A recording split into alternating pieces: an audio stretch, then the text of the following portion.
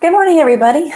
I have been pushed out of the office while another video is being recorded, and so I am now in the dining room / kitchen area. I was in the playroom for psychology hours earlier today, but the lighting was just too poor and it was awful. So welcome. I see there's a few people joining us. I also invited our fall semester kids because bank balance sheets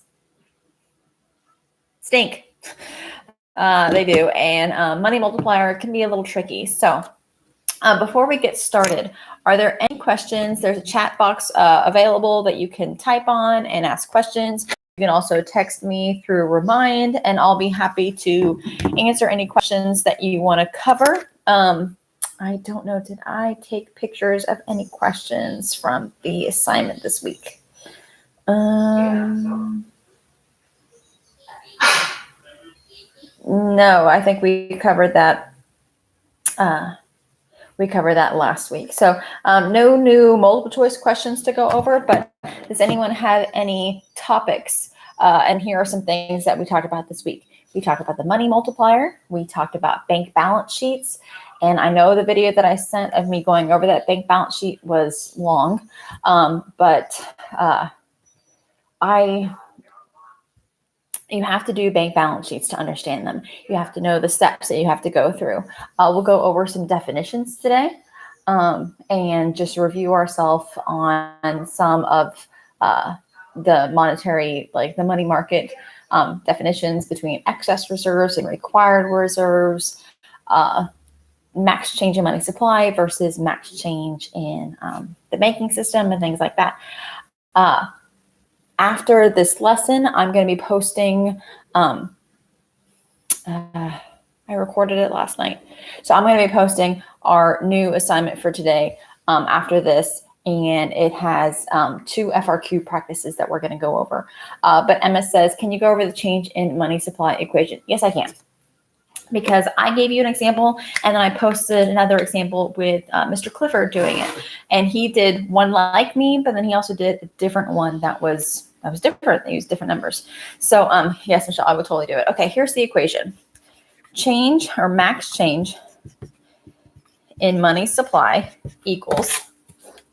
So they might say, what's the change over time in money supply, or what's the maximum money supply can change by over time, something like that. And you can only put money in circulation that you loan out. Money that's stuck in the bank, stuck in like a savings account or whatever, doesn't get part of money supply. Because remember, money supply is M1, cash, coins, checks, traveler's checks, debit cards, things like that. So we're looking for money that is in circulation, in people's hands, inflow. Well, from a bank, they can loan out money. And they can only loan out money that they can touch. They can't loan out required reserves. They can only loan out what's in excess reserves, which is extra. Excess reserves times M, where M is the money multiplier. And M is 1 over the required reserve ratio, or 1 over the RRR. So let's just say in this example that the RRR is 20%, and you deposit, let's just say 50% or 50, or let's say $1,000. I want to do a number that $500. I want to do a number that challenges you on trying to figure out 10% of something that's not like 10% of 100 or 20% of 100. That's easy. Okay. Is there a 9 instead of 6? 9 instead of 6. I don't know what that means. There's no. Oh, 9 people. Yes. Yay. 10 actually. Okay. So this is going to say the required reserve ratio is 20%. You deposit $500. What can a bank loan out? What can they loan? And then what's going to be the change in money supply? Okay. They can only loan out what's in excess reserves. And that's what they have left over after they take out what's required. Well, you're required to keep 20% of all deposits in the bank at all times. 20% of $500. Does anyone know what 20% of $500 is? I'll let you type. What is 20% of $500?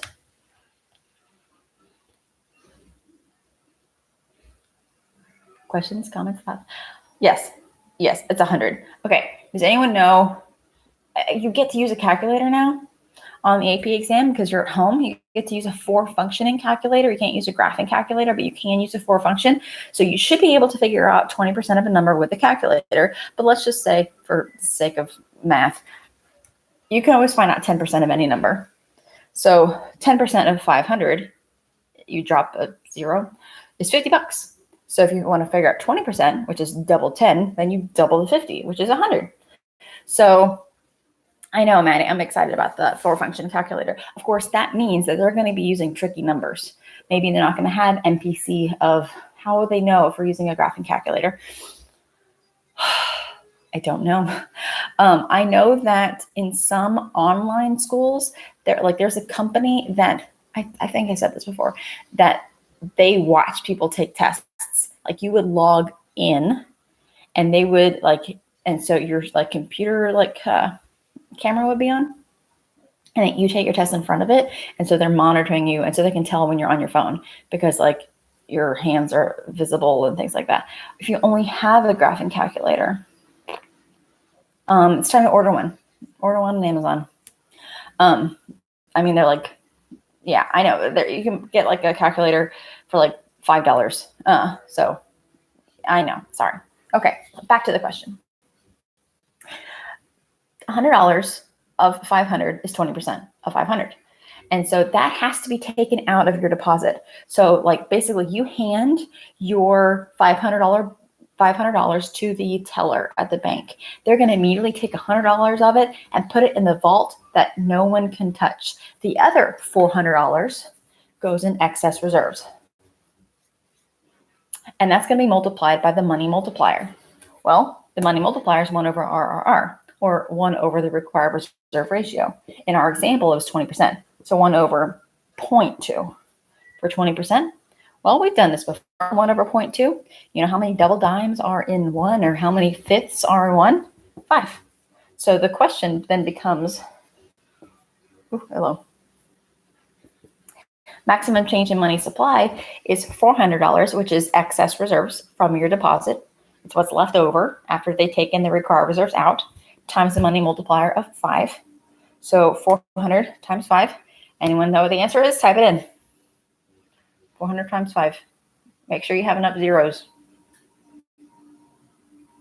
400 times 5.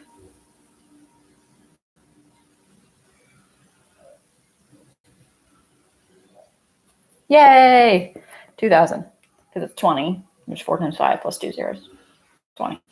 Okay, so $2,000 is the max change in money supply. So when you deposit $500, you are essentially creating $2,000 worth of money supply. So this is, and it goes backwards. When you deposit money to a bank, you're essentially creating $2,000 of money for other people. So they can go out and buy a house or a car or whatever. But let's say that there's a bank run, like there was during the Great Depression and during financial crises in the past, and people are withdrawing money. It has a multiplied effect there too. So let's say instead of you depositing money, you're withdrawing your money from the bank because you feel like there's going to be a rainy day, or you feel like the stock market's crashing and you should take, even just a couple weeks ago, my dad called me and was all like, always have $1,000 of cash at one time. Make sure, go to the bank and grab $1,000. I'm like, I don't even have $1,000. So I just grabbed $200. Anyway, so he's like, take all the money that you have so you have cash in case the stock market goes wacky. And I'm like, okay, Dad. But if you withdraw $500, now essentially you are decreasing money supply by $2,000 because you are taking money out of the bank, out of excess reserves, and essentially you're destroying money. You are creating opportunity for no loans. So Whether you're depositing money, which creates loans and that creates money, or you are withdrawing money, which essentially destroys loans and destroys money supply. So creating loans creates money in the economy. Taking out, not giving out loans destroys it. Okay, so that is changing a money supply. Most of you guys did really well on that question that I gave of, I think it was like $100 and the money supply was, or the RR was 10. I forget what it was. I kind of made it up as I went on the spot. But the answer was 80. And yeah, it was $100 at RR 20%. So you loan out 80 and that had an $1,800. Is that 10%? I forget. It doesn't matter. The answer was 80 and 1,800, I think. Or 180. It doesn't matter. It doesn't matter. It doesn't matter. Okay. So let's talk about bank balance sheets. Oh, God. I hate bank balance sheets so much. I hate them. But it's okay. Assets and liabilities. Yes, it was 180. And so that must have been $200 deposit at 10% RRR, which means that you can loan out 180 and it had a multiplied effect of $1,800. Ooh, dog. Charlie. Shh. No. Okay, so let's talk about assets and liabilities. Assets is money that the bank owes. It is what is, owns. I can't speak. Is what is owns, what the bank owns. While liability is what the bank owes. That's different. And it's the same. Like if you deposit $100, and most of the liabilities are deposits. So if you deposit $100, deposits. It's money that the bank gets. You give them $100, but it's also money that they owe you. That's why these two sides are balanced, because all the liabilities are also assets at the same time. So like if you give me $100, hey, I have $100. Fantastic. It's money that I own, but I also owe it at the same time. I owe you that money. So $100 is still going to be on the asset side. Of course, depending on the RRR, it might be like how much is in excess versus total or required. Okay. I want to do a couple practice questions that I'm kind of making up as I go. Assets and liabilities. Let's say that there is I'm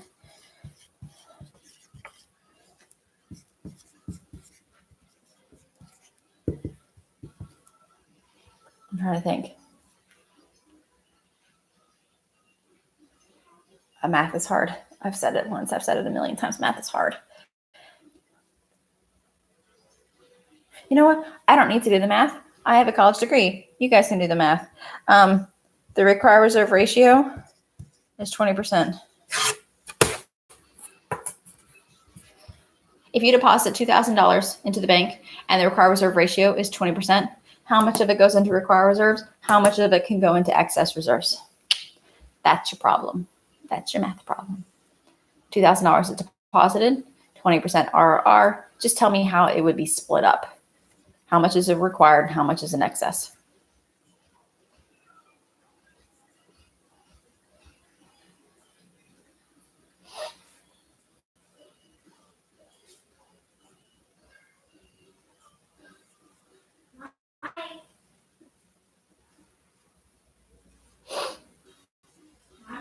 Matthew?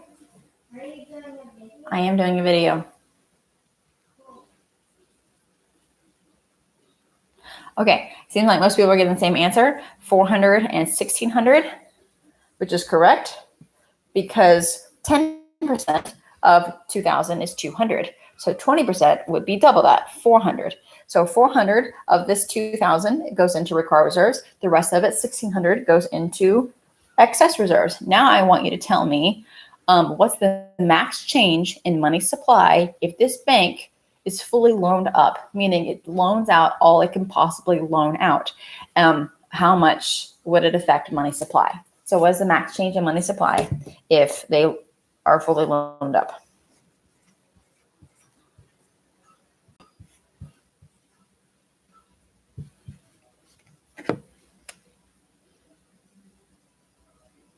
I'm doing this as well.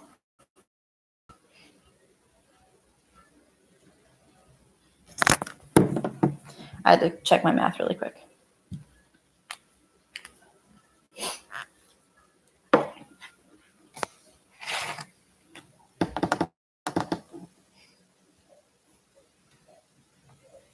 Okay, looks like most people are answering at this exact same time, which is perfect.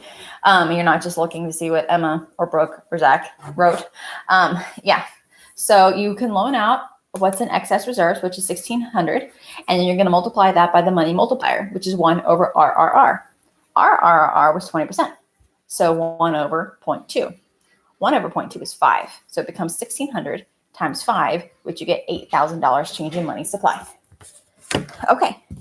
Let's do another one very similar to the one that Mr. Clifford, there we go, Mr. Clifford did. Okay, I'm going to just draw one really quick. God, that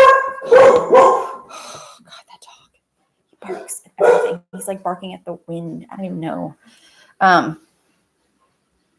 Okay, quick. If the Federal Reserve sells a bond to this bank, if the Federal Reserve sells a bond to this bank and the bank has a bond, is that going to be on the asset side or the liability side? Where do you think bonds would fall, on the asset side or a liability side?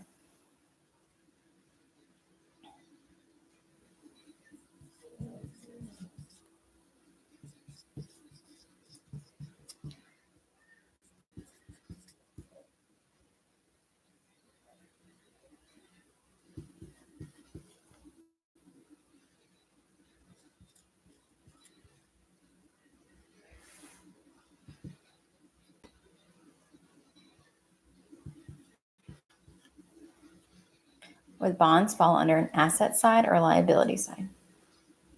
That's your question. As I'm working on the next question.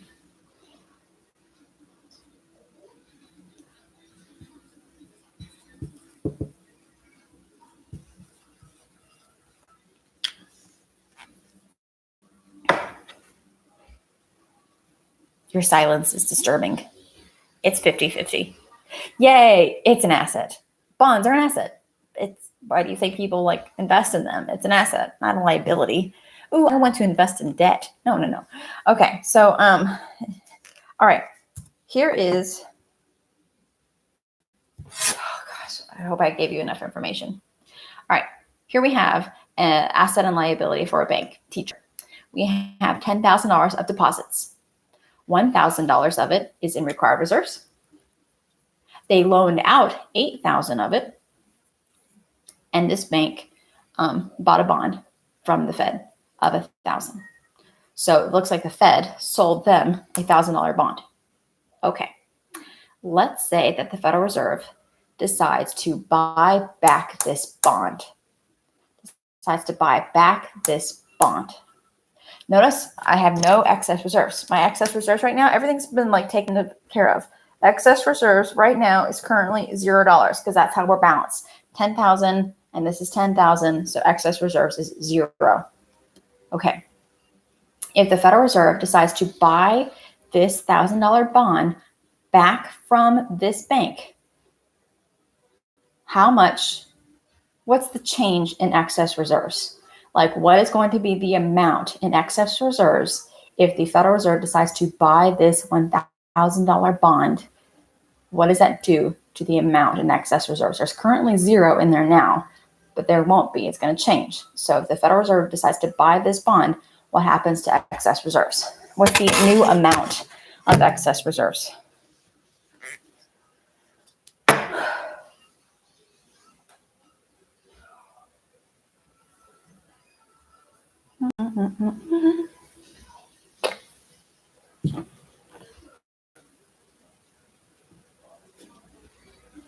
What's the new amount of excess reserves?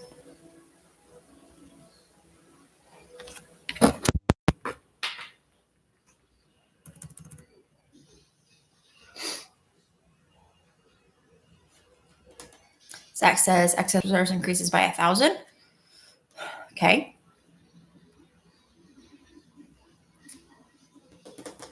Maddie says 1,000.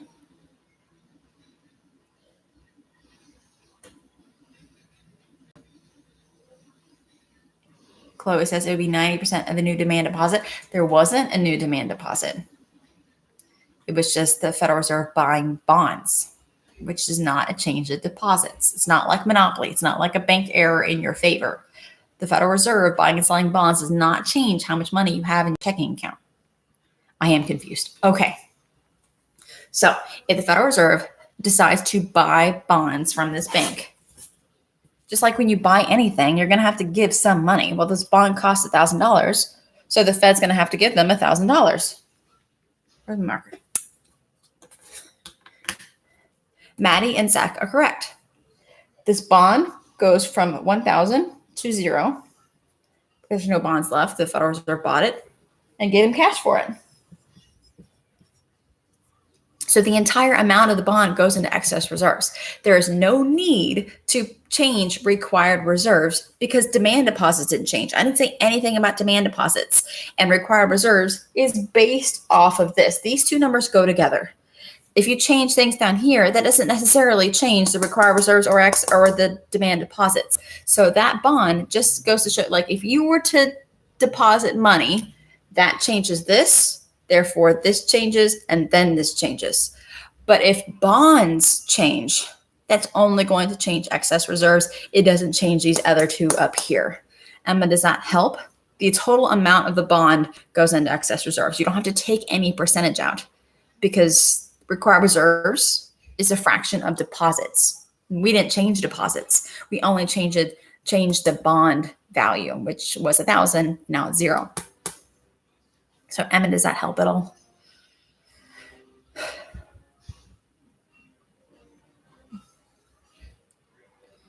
And Chloe, does that help? Okay. So if someone deposits money, you have to take a certain percentage out and then loan out the rest. But if the Fed buys a bond, then that entire amount, I know, Maddie, that's why I hate bank balance sheets. They're honestly not hard because it's like, if the Fed gave you $1,000, how much money do you have? It's like 1,000. Yeah, it's like that simple, but it's like, there's just different rules for different scenarios. I get confused when loans from the Fed came in. Yeah. Hold on, Emma. Okay, so if I was to say, because I could have made that a 2-part question just now. I could have said, if the Federal Reserve bought $1,000 worth of bonds from this bank, how much does that change excess reserves by? And how much would it change money supply by? Because then you would take that $1,000 times M, because that's how much is in excess reserves. You would not have to take any percentage out of the bond value. You have to take a percentage out of the deposit because that's the required reserve ratio. But there is no required reserves for bonds or required reserves for other things. It's just deposits. And so it would be 1,000 times M. In this case, it looks like if we have 10,000 over here and 1,000 over here, it looks like the RRR is 10% because 1,000 is 10% of 10,000. So it'd be 1,000 times 10, which is $10,000. So, and a lot of the answers, is that like the first problem that Mr. Clifford did? Yes, that is exactly the first problem that Mr. Clifford did. He did he did buying and selling bonds, which, okay. So ER becomes loans. Yes. Can we use the equation for loans already used? No, because those are already, that's not a new loan. That has already been loaned out in a previous part of the question or in a separate question. That's just already loaned out. You can't loan out money you've already given to someone else. That already affected money supply. That already was loaned out. That already had a multiplied effect on the economy. This is new loans that we're talking about. Okay. What are you doing? What are you done? When am I done? Never done. I need your help. You don't need my help. You can take a break from the game. Just pause it or something, and I'll help you in a little bit. Okay, so I had a thought, and it's gone. Okay. Yes. So later today, I'm going to post a video of me going over 2 previous FRQs that have been given. And there is a question that's like, I don't want to give it away, but it's like, how many new loans can I loan out from this bank? How many new loans can I loan out? There's already a category that's titled loans. You can't loan that out. That's already been loaned out. That's why it's called loans. Otherwise, it would be called excess reserves. So you can't touch that. That's not the answer. Whatever it has for loans, that's not the answer. It has to be whatever's in excess reserves. That's what can be loaned out. Okay. Emma, you said that you got confused yesterday when loans from the Fed came in. Yes. So I think in the problem, I'm not going to put the exact numbers in. Let's just say assets, liabilities.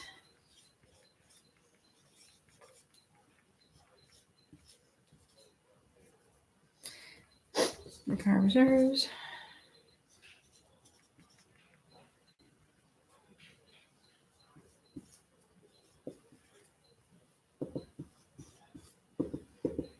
Okay. Let's just pretend that this is our scenario. We have $1,000 in deposits. 100 of it is in required reserves. We have already loaned out 700 of it.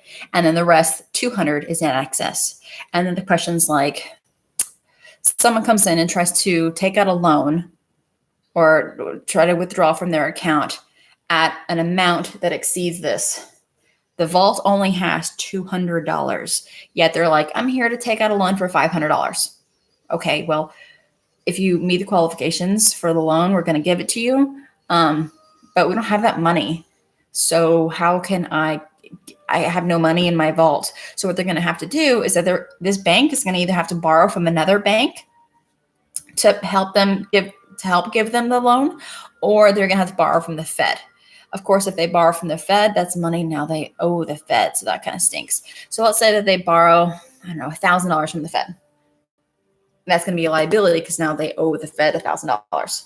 So this is going to be a $1,000 Fed loan. It's not a deposit. It's a loan that they got from the Fed. So that $1,000, all of it goes into excess reserves because they don't have to keep a portion of this in required because these two go together. These two go together. If this changes, this changes. If anything else changes, that doesn't change this. And so that Fed loan of $1,000 goes into excess reserves. Now it's $1,200 in excess reserves. So if someone wanted to borrow $500, sure, I have it. $500. Okay, so I'm going to give you that 500. 500's gone. And now I have 700 left in excess reserves because I had $200 there. Then I borrowed $1,000 to make it more. I gave some of it away to a customer, and I have 700 left in my excess reserves. And let's see if this is balanced. Just to see. There's 2,000 over here. Just to make sure that I did my math right. 100 plus 700 is 800 plus another 700. Is that 1,000? That's 1,400. Whoa, whoa. Where's my other amount? Did I do my math wrong?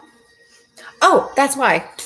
I gave them a loan for $500, but then I didn't count it. I didn't write it up here. A loan to a customer for $500. That's what they did. I had $700 in loans. Now I have 500 more. Now that makes sense. 12 plus 700 plus 1,000 is 2,000. So now I'm balanced. I thought I was balanced before, and then I wanted to make sure that I was, and that's when I caught myself that I made a mistake.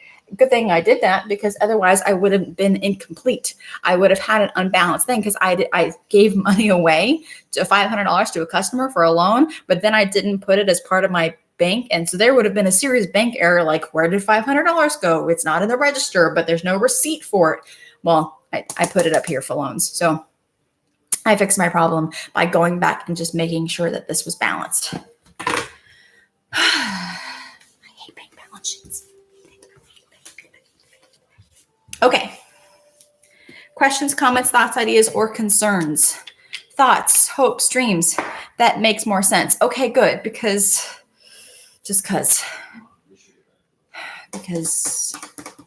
There's only going to be 2 FRQs, one long, 2 short, and we can't graph because you're going to be like typing in your answers. So you can't type in a graph and they're not going to have like drawing skills. So they're going to be asking questions that are graph related, but probably I'm thinking more not graph related. So I'm expecting a bank balance sheet. FRQ. That's what I'm expecting. You expect the worst, hope for the best. Can you quickly explain when a bond and a loan is a liability and when it's an asset? Yes. Okay. I'm going to do two T charts, I think. Fed bank.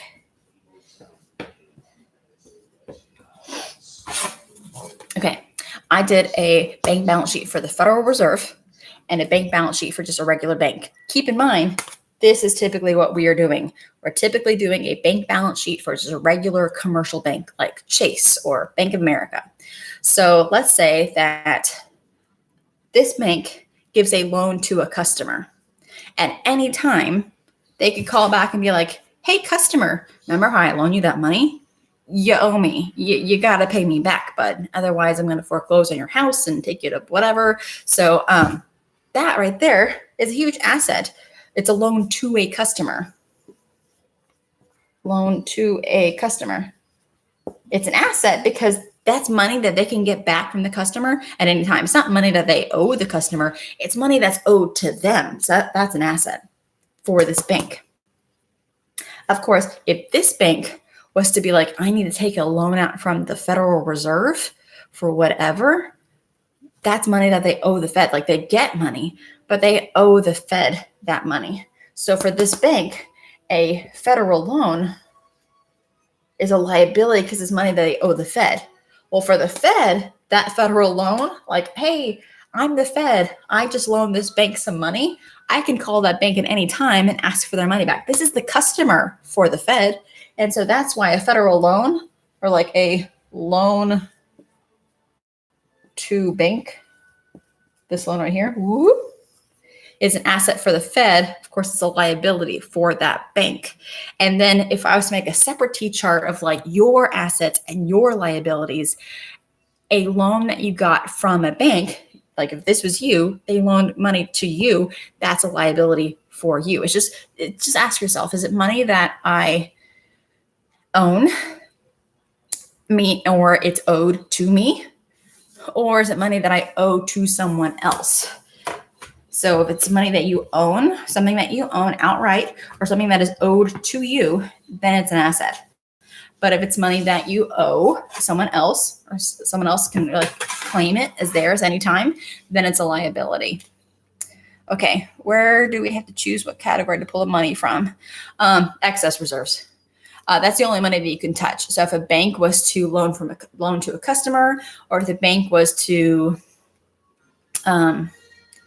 like someone like withdrew money, that money has to come from excess reserves. That's the only money that you can touch. You can't touch loans. You can't touch required reserves. You can only mess with excess. Are we going to get a cheat/reference sheet for AP tests like graphs or equation? Okay. I can give you cheat sheets and things like that. But here's the thing. Because it's open note. It's open note, open book. I don't want to.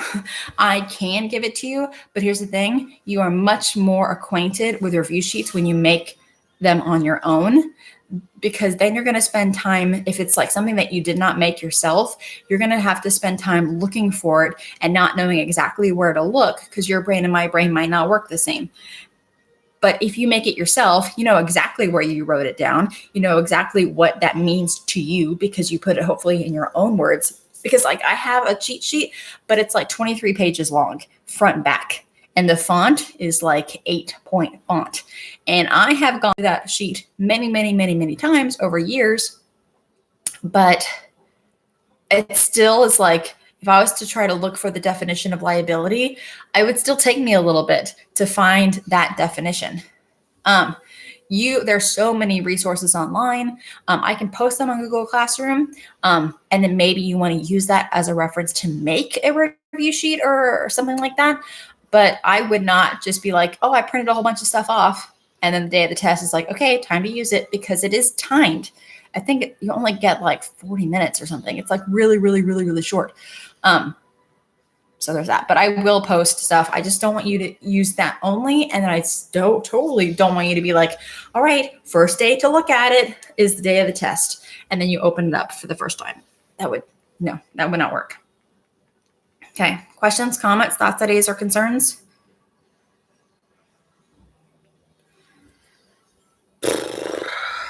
Okay. Yeah. So there's that.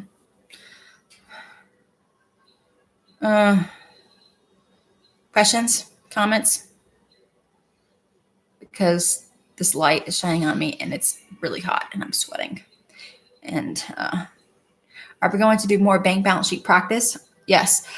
Today's lesson is FRQ practice for bank balance sheets. And then tomorrow's lesson review is basically all bank balance sheets and money multipliers, and then Friday's office hours, which I don't think I'm actually going to do because it is Good Friday. So I probably will not do office hours on Friday because we've been told it's technically a holiday. So take the day off, which, so I'll, I don't know.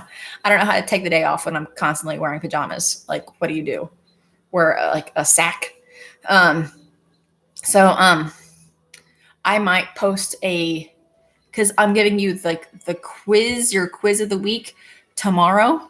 So I have to eventually go over those answers with you. So I might post a video at some point, me going over the answers, but it wouldn't be live. It wouldn't be live. Okay. Summer is saying, can you explain a bond again briefly and how it applies to liability or an asset? Yes. Great question. Let me give you the definition of a bond, in case I haven't already. I feel like I have, but I'm going to write it again. A bond is a loan to an entity. It could be a government. It could be a corporation. It could be a state, like a local government, like the new stadium and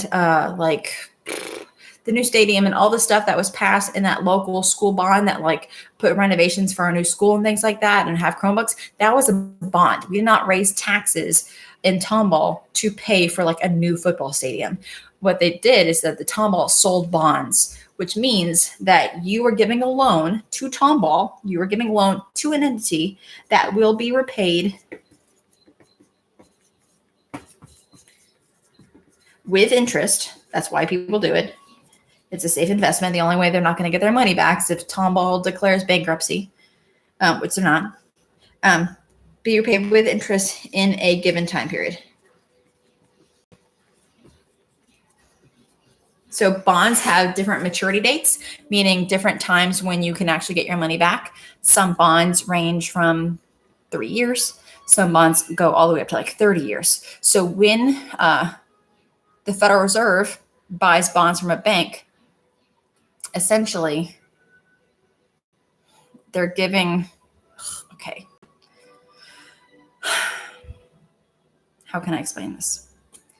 I don't want to confuse you because it's not, I mean, it is a loan, but it's like if you guys were to buy bonds, you become the bank because you're the one giving the loan out.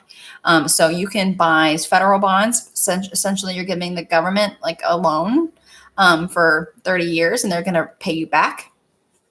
But but like monetary policy, the Federal Reserve, they use bonds as a tool of monetary policy because you don't have to, just follow along. Assets, liabilities. I'm not going to fill this whole thing out, but let's say that this bank had a bond of $1,000 and nothing in excess reserves, and they can't loan out any money. And let's say that the Federal Reserve, let's say that we're in a recession and the government wants banks to start loaning out money, but they're like, we can't. We have nothing in excess reserves. So the Federal Reserve is like, okay, how can I have them have money to loan out to get the economy going again? I know what I'll do. They can't loan out any money because their money is tied up with this bond. So the Federal Reserve, hello, it's me, the Fed. Can I buy that bond from you? I'm going to buy it back from you, and I'll give you money. I'll give you $1,000 for that bond, which was $1,000. And now they have money in excess reserves that they can loan out. That's why buying bonds is expansionary monetary policy, because they're buying bonds from banks. They're buying bonds from banks, giving them money that goes straight into excess reserves, which then they can loan out. What happens to interest? We're going to assume that it's constant. I know that it's like, shouldn't it be more than $1,000, like 1,001? We're just entry level economics here, guys. We're not doing interest or anything like that accumulating. So this is just, we're just doing it's called the principal of the bond is $1,000, just the face value of it. So yes, it should be more than 1,000 because of interest. But that's why buying bonds is expansionary. Of course, oh no, they're expanding the economy too much. And now we're in inflation because they're loaning out all this money. It's like, I need them to stop loaning money. Hey, bond. Hey, bank. I'm the Federal Reserve. I'm your boss. I'm going to sell you a bond for $1,000. Okay, I'm going to do what you say because you're the boss of me. Yeah, that's right. So I'm going to sell you this bond. So give me money for the bond that I'm selling you. Okay.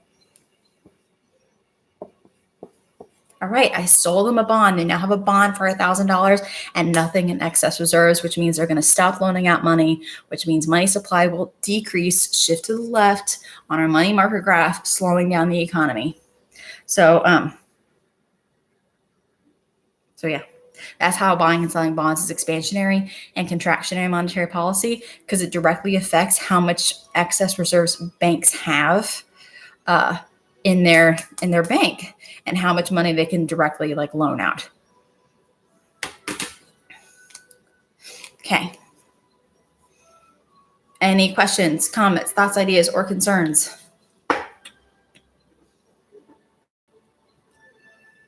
Anybody? Anybody? Are bonds a liability? Ever a liability? For the Fed. But we don't do T-charts of the Fed. So in your case, no. Can you please post the practice FRQs to review in Google Classroom? To the review Google Classroom. Yes, Rachel, I will do that. It is a video. And I hate to bust your bubble, Rachel. It's 2 FRQs that we've already practiced. If you're in the fall semester, we've actually done these FRQs in class as practice. If you want to see them again, sure. They're already like, follow me on YouTube, and you can go to my videos on YouTube, and it's the most recent one. I posted it on YouTube last night, but I haven't posted on Google Classroom yet. And so you can already go and get that. And Zach, you're hilarious. You can already go and look at that. You can see all the videos that I post if you just follow me on YouTube, and don't forget to click that subscribe button and turn on your notifications, and don't forget to give me likes. Oh my gosh, someone just did as I said that. That's fantastic. Okay, so thoughts, concerns, hopes, dreams. Thanks for the likes, guys.